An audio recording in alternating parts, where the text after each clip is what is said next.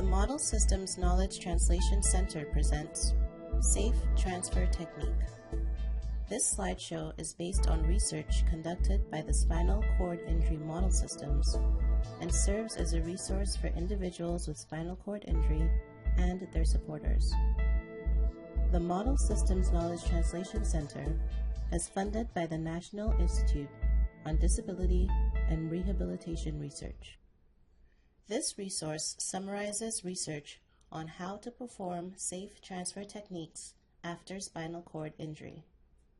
This information can help people with SCI learn the correct way to transfer in order to keep your arms functioning and pain-free. Everyone needs individualized transfer training to preserve function and avoid injury while using a wheelchair. To get proper transfer training, work with a physical therapist to learn the best transfer technique for you and your body. Your transfer technique may need to be readjusted as years go by.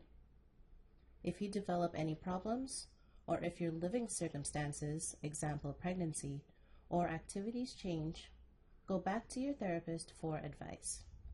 One of the safe transfer rules is to only transfer when necessary, keeping the number of transfers to a minimum. Transferring downhill is easier and at modest height, safer than transferring uphill. Some general safe transfer steps are: when positioning or setting up, get as close as possible to the surface you want to move to. Lock your wheels if transferring from a wheelchair. Put your feet on the floor, unless your therapist tells you not to. Scoot to the edge of your chair. Remove clothing guards and adjust your armrest on the side next to the surface you're transferring so that it does not interfere. Lean your trunk forward. When transferring, your head should move in the opposite direction of your hips. This is known as a head-hips relationship and can help with movement and clearing obstacles. To protect your shoulders, keep your arms as close to your body as possible, about 30 to 45 degrees away from your body, while you are lifting your weight. To protect your wrists, try to grip an edge or grab a bar with your fingers rather than laying your hands flat. Keeping your hands flat and putting your weight on your palms is a dangerous position that can lead to wrist problems such as carpal tunnel syndrome down the road. When preparing to lift off, make sure you clear obstacles, not bumping or rubbing, to avoid shearing and pressure sores. If you cannot perform the transfer in one smooth movement while keeping your arms close to your body, move in several small steps and/or use a transfer board.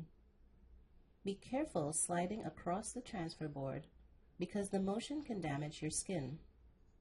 Use a pad or towel on a transfer board when bare skin may come in contact with the board during the transfer.